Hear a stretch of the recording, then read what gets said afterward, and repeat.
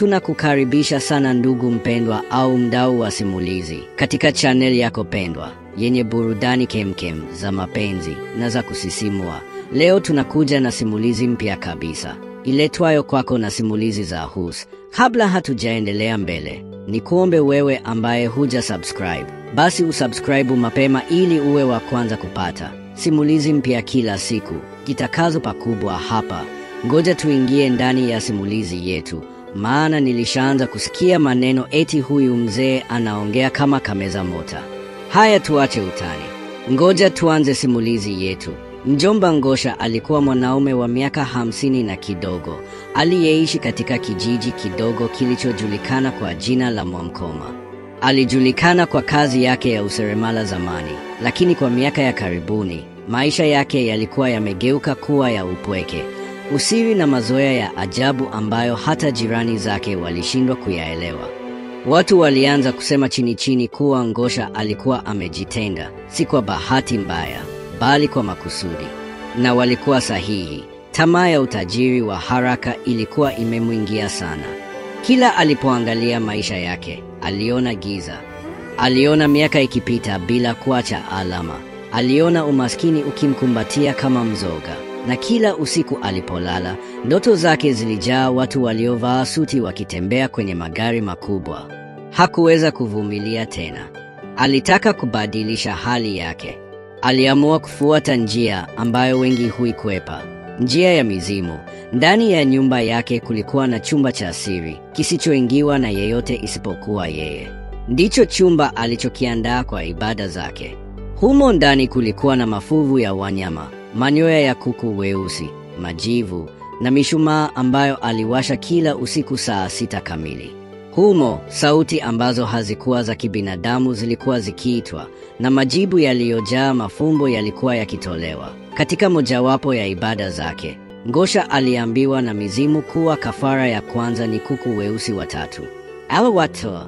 Siku ya pili, akapewa agizo la kutoa kondoo wa pili mwenye doa jekundu usoni. Alifanya hivyo. Kisha akatakiwa afunge siku 7 bila kula wala kuoga. Akalala juu ya majivu. Na bado mizimu haikufungua mlango wa utajiri aliousaka.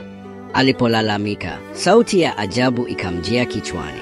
Umetimiza mengi, lakini bado, ili kufungua hazina kuu, kafara ya mwisho ni lazima. Mlete albino. Maneno haya yalimtingisha mwili mzima. Alijua si rahisi kumpata mtu albino, sembuse kumtoa kafara. Lakini giza la tamaa lilikuwa tayari limemfunika. Alikaa sakafuni akifikiria, ni nani albino aliyemfahamu? Aliwaza sana. Akapepesa macho kama vile kutazama ndani ya kumbukumbu ya kichwa chake. Halafu likamjia wazo. Morris. Ndiyo, Morris alikuwa mpwa wake, mtoto wa dada yake wa pekee aitwaye Regina. Morris alikuwa albino, kijana wa miaka 14 aliyekuwa akisoma Dar es Salaam. Alitabasamu. Hakusema lolote zaidi. Lakini ndani ya moyo wake, wazo la kishetani lilikuwa limekita mizizi. Aliona kwamba ameshapata suluhisho la ndoto zake za utajiri. Bila kupoteza muda, kesho yake alipiga simu kwa dada yake. Sauti ya Regina upande wa pili wa simu ilisikika ikiwa na furaha. Halo Ngosha, kaka yangu, salama huko kijijini? Ngosha alijibu kwa sauti tulivu, isionyesha chochote. Salama dada. Nilikuwa nawaza tu kuhusu Morris, huyu kijana wetu. Vipi, atafunga lini shule? Regina alijibu, wiki 2 zijazo. Kuna mtihani wa mwisho kisha anapata likizo ya wiki 2. Kwa nini unauliza? Ngosha alicheka kwa sauti ya juu kiasi. Aje tu kijijini aone Manhari, apumzike. Najua umeshindwa kwenda nyumbani muda sasa. Nitamchukua kama mwanangu. Regina alikubali bila shaka. Nitampanga. Akiwa likizo, nitampandisha basi. Najua atafurahia kwenda huko, maana amekuwa akinungunika sana kuhusu hewa ya Dar. Wakati simu ilipokatika, Ngosha aliketi kimya. Akapumua kwa nguvu. Alichukua kikombe chake cha udongo kilichokuwa na dawa nyeusi iliyochemshwa kwa mizizi. Akainywa yote. Kisha akavuta moshi wa tumbaku na akaandika jina la Morris juu ya kipande cha karatasi nyeupe. Akaichoma karatasi hiyo juu ya mshumaa na kuangalia jinsi ilivyoyeyuka. Kisha akatamka kwa sauti ya chini, Morris atafungua mlango wa utajiri wangu. Usiku huo, Ngosha alikwenda tena porini. Kulikuwa na kichuguu maalum chini ya mti wa mpingo mweusi. Ndipo aliposujudu, akamimina damu ya kuku kwenye ardhi. Akaandika kwa damu ile, albino wa 14. Upepo wa ghafla ulipiga, mti ukatetemeka, na sauti ndani ya kichwa chake ikarudi tena kwa ukali zaidi. Masharti ya mwisho tutakutajia ukifika naye. Usijaribu kutuibia. Yudavina Lana. Ngosha alitikisa kichwa. Alikuwa tayari kwa lolote. Ndani ya moyo wake alishaamua. Morris Angeletwa. Na ikiwa hiyo ndiyo bei ya utajiri, basi ni bei aliyo tayari kuilipa. Wiki 2 zilipita kwa kasi. Siku ya mwisho ya shule mjini Dar es Salaam ilikuwa jioni ya jua kali, na Morris, kijana wa umri wa miaka 14 mwenye ngozi ya rangi ya maziwa, nywele za shaba na macho mepesi ya kijani, alikuwa akipanga mizigo yake polepole. Alikuwa mtoto mpole, mwenye tabia ya utulivu na akili nyingi, ingawa mwili wake haukuwa na nguvu kama watoto wengine wa umri wake. Alilelewa na mama yake peke yake, na tangu akiwa mdogo alikuwa akikumbwa na changamoto mbalimbali kutokana na muonekano wake wa kipekee. Watoto shuleni walimuita majina, lakini Morris alivumilia yote hayo, akijua kuwa mama yake alikuwa msaada wake mkuu. Siku ya safari ilipowadia, mama yake, Regina, alimpeleka kituo cha mabasi. Walikumbatiana kwa mapenzi mazito. Morris alisema mama yake kwa sauti ya chini, ukifika kwa mjomba wako, uwe na nidhamu. Jikinge na jua, paka mafuta kila wakati, na usisahau kuniandikia barua au kupiga simu. Nitafanya hivyo mama, Morris alijibu akitabasamu. Nitapumzika kidogo kule. Natumaini kijijini ni tulivu kuliko huku mjini. Regina alicheka, akamshika mkono. Utafurahia sana. Na mjomba wako Ngosha ni mtu mzuri, wa vituko lakini mkarimu. Walisalimiana kwa heri, na basi lilianza safari kuelekea mikoa ya kati. Morris alikuwa hajawahi kwenda kijijini kwa mjomba wake tangu akiwa mtoto mdogo, na hakuwa na kumbukumbu za kutosha kuhusu maisha ya huko. Lakini moyo wake ulikuwa mwepesi, na hakuona sababu yoyote ya kuwa na wasiwasi. Baada ya safari ndefu ya masaa kadhaa, basi lilifika kituo kidogo cha mji mdogo jirani na kijiji cha Mwamkoma. Mjomba Ngosha alikuwa amekuja na baiskeli yake ya zamani kumchukua Morris. Alimkaribisha kwa tabasamu pana, ingawa macho yake yalionekana kuwa ya mtu aliyeficha jambo. Morris, mtoto wa Regina, alisema kwa sauti ya furaha, akimkumbatia kijana huyo. Karibu sana kijijini. Tumekumisi. Morris alitabasamu, akasema kwa sauti ya aibu, nashukuru mjomba. Walipanda baiskeli, Morris akiwa nyuma akiwa amebeba begi lake, na wakaanza safari ya kuelekea nyumbani. Njiani walipita mashamba ya mahindi, mito midogo, na milima iliyopambwa na miti mikubwa. Morris alifurahia upepo wa kijijini, hewa safi, na mandhari ya asili ambayo hakuwa ameizoea mjini. Lakini alipofika nyumbani kwa mjomba wake, moyo wake ulianza kuhisi kitu cha ajabu. Kulikuwa na ukimya mwingi usio wa kawaida. Nyumba yenyewe ilikuwa ya zamani, yenye kuta za udongo zilizochomekwa kwa miti ya miarobaini. Milango ilikuwa na minyo ya ajabu, na dari lilikuwa limetundikwa vitu vingi vya ajabu. Makorokoro yaliyofungwa kwa uzi mwekundu, mafuvu ya wanyama waliokauka, na chupa ndogo ndogo zenye vitu vya rangi tofauti. Morris alishtuka mara ya kwanza, lakini hakusema chochote. Usiku wa kwanza alipolala, aliota ndoto ya ajabu. Alijikuta porini, peke yake. Kisha sauti ya mtu mzee ikamwita kutoka mbali. Alipoamka, alikuwa anatokwa na jasho jingi, na nje ya chumba chake kulikuwa na harufu kali ya moshi wa mizizi. Alinyanyuka, akaangalia nje kwa dirisha, na kwa mshangao alimwona mjomba wake akiwa amevaa vazi jeupe, akinyoosha mikono yake kuelekea mbinguni, huku akiimba maneno yasiyoeleweka. Moyo wa Morris ulikuja juu, lakini aliweka kimya. Asubuhi yake, alimuuliza mjomba wake kwa ujasiri mdogo, "Mjomba, jana usiku nilisikia kelele nje. Kulikuwa na nini?" Mjomba alicheka kwa sauti kubwa. Akasema, "Aha, yale ni mambo ya wazetu. Maombi maalum ya asili kwa ajili ya mavuno na baraka." "Usihofu, kijana." Morris alinyamaza, lakini shaka ndani ya moyo wake iliendelea kukua. Kila usiku aliota ndoto za ajabu. Wakati mwingine aliota anaanguka kwenye shimo kubwa lisilo na mwisho.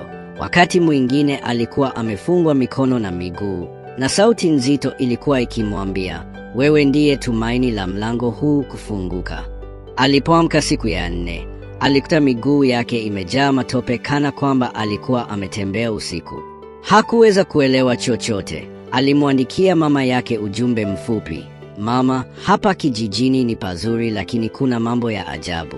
Nitakuambia ukinipigia simu." Mama yake alijibu kwa ujumbe, "Usiwe na wasiwasi, mjomba wako ni mtu mzuri. Ukiona kuna jambo linakusumbua sana, niambie." Lakini Morris alikuwa mwepesi wa moyo. Alijaribu kujishughulisha na shughuli ndogo ndogo kama kuchota maji, kuchuma matunda na kucheza na watoto wa jirani. Lakini kila alipopata nafasi ya kuwa peke yake, alihisi kuwa kuna macho yakimtazama kutoka gizani. Mjomba Ngosha, kwa upande wake, alikuwa akihesabu siku. Kila usiku alikuwa akienda tena porini, na kila mara mizimu ilimkumbusha, "Leta kafara, mpeleke mahali pao." Saa 8 kamili usiku wa siku ya 7, akili yake ilishajengwa, dhamira imeshakamilika, na moyoni mwake hakubakisha chembe ya huruma. Alijua alichotaka, utajiri wa haraka, na alikuwa tayari kuutoa uhai wa Morris ili kuupata. Siku ya 7 ikazidi kujongea. Siku ya 7 ilikuwa karibu kufika, lakini kabla ya usiku huo hatari, Morris alianza kushuhudia matukio ya ajabu zaidi katika nyumba ya mjomba wake. Tayari alikuwa amezoea harufu ya moshi wa ajabu usiku, na mdundo wa miduara isiyoeleweka ukiwa unasikika kwa mbali. Lakini sasa mambo yalizidi kuwa ya kutisha. Alipoamka siku ya 5, Morris aliona kitu cha kwanza kilichomshangaza sana. Kuku mwenye kichwa cha mwanadamu akitembea uani, akimkodolea macho. Alikimbia kumwita mjomba wake, lakini aliporudi pamoja naye, kuku huyo hakuwepo. Mjomba Ngosha alimwangalia tu na kusema kwa sauti ya kicheko kilichokosa joto, "Ndoto za mchana tu hizo, kijana. Labda ulikuwa bado hujaamka vizuri." Lakini usiku wa 5 ndio ulimvunja kabisa Morris. Alikuwa amelala kitandani, akiwa amejifunika shuka kwa sababu ya baridi ya kijijini. Saa 8 usiku, aliamshwa na mlio wa milango ikifunguliwa yenyewe. Aliposikiliza kwa makini, alisikia miguno kama ya mtu anayevuta pumzi nzito, lakini haikuwa ya binadamu wa kawaida.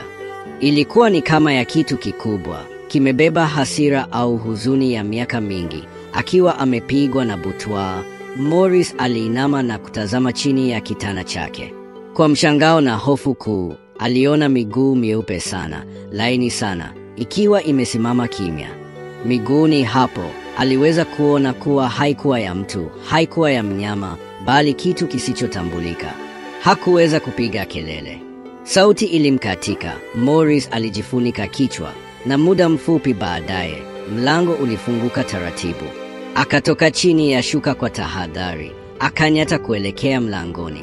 Alichungulia nje, akaona mjomba wake amesimama katikati ya uwanja wa nyumba, akiwa amevaa nguo ya majivu, mikononi mwake akiwa amebeba tambiko la kuku mweusi aliyechinjwa. Alikuwa akizungumza na giza, akitaja jina lake mwenyewe kwa sauti nzito, "Ngosha mtoto wa Makwasa, nimeleta vyote mlivyoagiza. Msinitese tena, msinifanye mtumwa wa ndoto. Nataka mali, nataka nguvu. Leo, mgeni wenu amefika." Morris alihisi mzunguko wa damu ukiharakishwa mwilini mwake. Alijua wazi kuwa yeye ndiye mjini atajwa. Akarudi chumbani polepole, akaweka begi lake tayari, akatazama saa. Ilikuwa saa 8 kasoro dakika 10, siku ya 6. Morris hakuweza kula vizuri. Mjomba Ngosha alikuwa tofauti kabisa. Macho yake yalionekana kama ya mtu ambaye hana tena utu. Hakusema mengi. Mara kwa mara alikuwa akimkodolea Morris macho ya ajabu, kana kwamba anapima umbile lake kwa uangalifu wa kipekee. Wakati wa jioni, Morris aliuliza, "Mjomba, usiku wa jana nilisikia sauti nyingi sana. Nyie hapa mna watu wengine?" Mjomba alinyamaza, akavuta hewa kisha akasema polepole, "Hapa ni nyumbani pa urithi.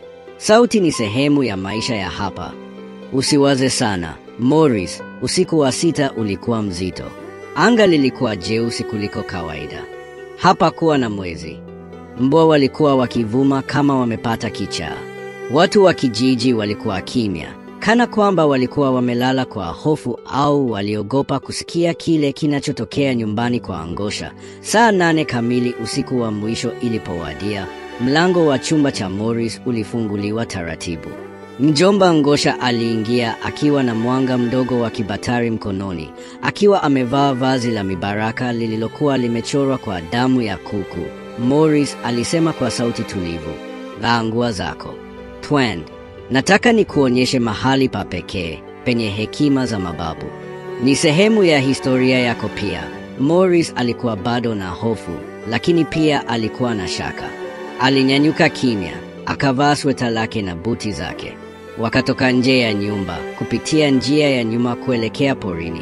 Njiani walipita kwenye njia za miiba, na kila mara Morris alijikwaa, lakini mjomba hakuwa akijali. Alikuwa kama mtu aliyepoteza fahamu, mwenye nia moja tu. Walipofika kwenye mti mkubwa wa mpingo, karibu na kichuguu kikubwa, mjomba Ngosha alisimama, akanyoosha mikono juu. "Nimeleta," alisema kwa sauti ya kushangaza ambayo haikuwa ya kawaida. "Mwenye ngozi ya nuru, aliyebeba uzito wa kizazi. Fungulieni mlango wa hazina. Leo Nate wa tajiri." Morris alirudi hatua moja nyuma. Akasikia ardhi ikitikisika. Miti ilianza kutikisika kana kwamba kulikuwa na upepo wa ghafla. Kisha sauti kutoka ardhini ilizungumza, "Ulikatazwa kuhadanganya. Hukutimiza masharti. Ulisahihisha damu lakini hukujitakasa. Umetupeleka mtakao laani." Mjomba Ngosha alitetemeka. Alijaribu kusema, "Lakini niliwaletea. Huyu hapa, albino kama mlivyoagiza," lakini haikusaidia. Kutoka ardhini, mikono ya giza ilianza kuibuka, si ya wanadamu, bali ya mizimu. Ilimkamata Ngosha kwa nguvu, ikamvuta chini ya ardhi taratibu kama mtu anayemezwa na mchanga wa shimo lisilo na mwisho. Morris alilia kwa sauti, "Mjomba, mjomba, unanipeleka wapi?" Lakini Ngosha hakuweza hata kujibu. Ndani ya sekunde chache, ardhi ilirudi kama ilivyokuwa. Kimya, miti ikatulia. Morris alikuwa peke yake, mwenye hofu na machozi yaliyomwagika usoni mwake. Aligeuka, akakimbia kurudi kijijini bila hata kujua alikopita. Na hivyo ndivyo kafara ya utajiri ilivyogeuka laana ya milele. Morris alikimbia usiku wote. Miguu yake ilikuwa inaumia kwa miiba. Uso wake ulikuwa umejaa michubuko, lakini hofu ya alichokishuhudia ilimfanya asikie kana kwamba hakuwa mwilini mwake. Alikuwa amepotea porini, peke yake, bila mwanga, bila njia. Lakini ndani yake, nguvu isiyoeleweka ilimvuta upande mmoja. Kana kwamba kulikuwa na sauti ya ndani ikimwelekeza. Majira ya alfajiri, wakati anga lilianza kubadilika na rangi ya machweo, Morris alifika kwenye njia ya vichuguu. Kwa mshangao, aliona mtoto wa kike mdogo, aliyekuwa anachunga mbuzi wa baba yake. Mtoto huyo alimwona Morris akiwa katika hali ya kutisha, akamsogelea taratibu. "Wewe ni nani? Mbona umejaa damu na vumbi?" aliuliza mtoto huyo, kwa sauti ya hofu lakini yenye huruma. Morris alijitahidi kusema, "Naomba maji. Naomba msaada, mjomba wangu." Mtoto huyo alimpeleka hadi nyumbani kwao, ambapo alipewa maji na chakula. Wazazi wa mtoto walipoona hali ya Morris, walimpeleka kwa mwenyekiti wa kijiji. Huko, Morris alianguka na kupoteza fahamu. Aliamka siku 2 baadaye, akiwa amelazwa kwenye zahanati ya kijiji. Wazee wa kijiji walimzunguka, huku muuguzi wa jadi akiwa anampaka dawa za mitishamba. Walimtazama kwa macho ya ajabu, kana kwamba walikuwa wakimwona mtu aliyerudi kutoka kwenye kaburi.